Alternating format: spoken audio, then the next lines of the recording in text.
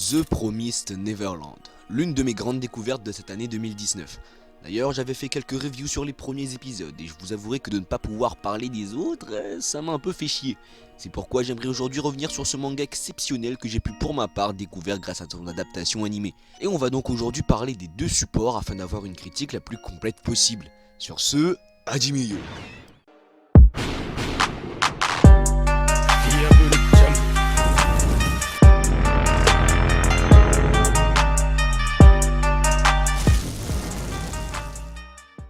The Promised Neverland, ou Yakusoku no Neverlando en japonais, est un manga écrit par Kayu Shirai et dessiné par Posca Temizu, qui pour le coup nous offre des dessins somptueux. Et il est prépublié depuis août 2016 dans le magazine Weekly Shonen Jump de l'éditeur Shueisha.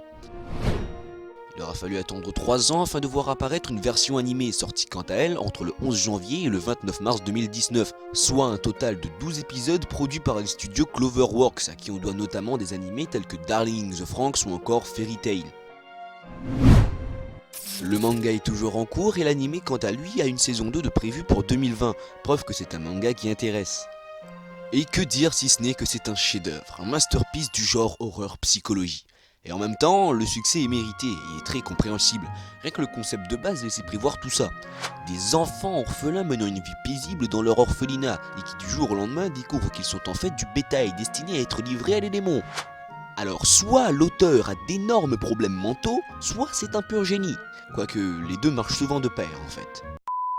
Toujours est-il que sa recette, c'en est une bonne. En effet, en plus d'avoir un speech de base très attirant, le récit se veut aussi être très intelligent. Chaque action que prennent les personnages sont réfléchies, car dans cet univers, la moindre erreur peut être fatale. Et ainsi, le fait d'avoir de la réflexion à tout bout de champ incite le spectateur lui-même à réfléchir. Comment vont-ils faire ça? Je pense que, ah non car il y a, ça serait mieux de cette façon-là, etc., etc. Et ce n'est pas tout au niveau de la réflexion. En effet, le manga pousse très loin de ce côté-là, et entre même dans le domaine de la philosophie, à travers des questions telles que est-il juste de les tuer sachant qu'ils nous tuent pour survivre? Ou encore, les différences doivent-elles toujours déboucher sur des conflits? Ajoutez à ça un récit qui arrive à surprendre et une critique implicite de notre société actuelle, avec les fermes, les abattages des animaux, etc. Et nous avons là l'une des meilleures formules pour en faire un manga culte. Et ce qui est bien avec cette formule, c'est qu'on se sent immergé dans l'univers, et de ce fait, on éprouve ce que les personnages eux-mêmes peuvent ressentir, allant de la peur, de la tristesse, à de la tension dramatique, etc., etc. Et d'ailleurs, parlons-en des personnages. Tout d'abord, on a Emma, la tête d'affiche du trio principal de ce manga.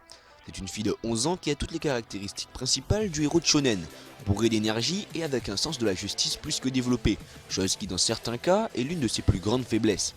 Elle est très sportive et possède une faculté d'apprentissage hors du commun, ce qui lui permet d'être une des 3 enfants à avoir une note maximale. Parmi ce trio, on retrouve aussi Norman, jeune garçon de 11 ans lui aussi. D'un naturel calme et réfléchi, il est en quelque sorte le cerveau du groupe. En effet, il possède une intelligence hors du commun et des capacités d'analyse et de stratège tout aussi exceptionnelles, faisant de lui l'enfant le plus intelligent de Grassfield et lui permet d'avoir une note maximale. Il est amoureux d'Emma et est prêt à risquer le tout pour le tout afin de lui faire plaisir. Bien que gentil et toujours souriant, il peut cependant être capable du pire pour protéger ses jeunes frères et sœurs. Et le dernier du trio n'est autre que Rei, lui aussi 11 ans. Plutôt introverti et désinvolte toujours dans ses bouquins, il est le seul à pouvoir rivaliser avec Norman en intelligence et en stratagème.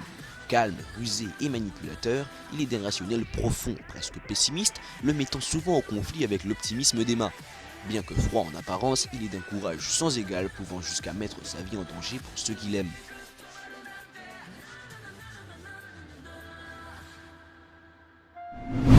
Hormis le trio principal qui comporte des personnages très attachants, on peut aussi retrouver d'autres personnages très intéressants, tels que Isabella, Mama, comme elle se fait appeler par les enfants, qui n'est autre que la gérante de l'orphelinat. Personnage à double facette, l'une étant celle d'une mère aimante et attentionnée procurant à tous ses enfants tout l'amour dont ils ont besoin, et l'autre celle d'une chienne garde du bétail. C'est un personnage très intelligent et assez complexe dans la mesure où on ne sait pas, et elle n'a l'air de ne pas savoir non plus, quelle est sa position vis-à-vis de tout ce qui se passe. Parmi les autres personnages intéressants, on peut aussi retrouver Don et Gilda, qui sont entre guillemets les sous-chefs quand le trio n'est pas là, ou encore Sister Chroné, l'assistante un peu folle de Mama. Bien sûr, ce n'est pas tout, et sans vouloir trop vous spoiler, bien d'autres personnages très intéressants feront aussi leur apparition, notamment du côté des démons. Et ce qui est bien, c'est que chaque personnage apporte une nouvelle perspective au monde qui nous était présenté, certains le montrant en tant que réel enfer et d'autres en tant que monde pas si mal que ça au final. Cependant, bien que le manga soit excellent en tout point, la version animée est quant à elle beaucoup moins rose.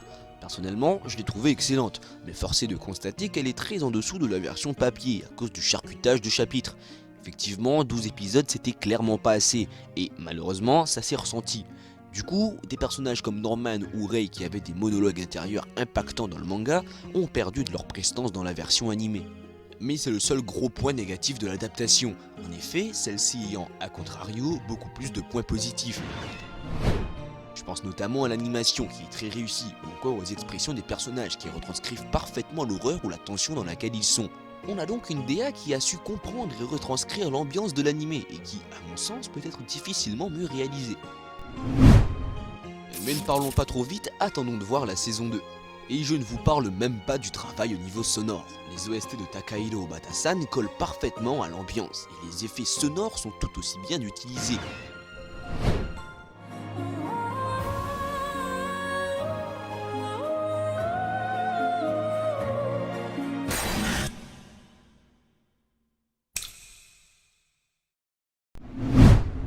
Ajoutez à ça en tant qu'opening la chanson Touch Off du groupe Overworld ou des endings réalisés par le groupe Koshunier, et nous avons là un animé musicalement au level. Conclusion. The Promised Neverland a tout le nécessaire afin d'être un incontournable du genre horreur psychologie. L'auteur a su construire un univers captivant et surprenant et arrive parfaitement à passer de l'humour à l'horreur sans pour autant décrédibiliser ses personnages ou l'atmosphère qui y règne, chose que ne fait pas SNK, à qui il est souvent comparé.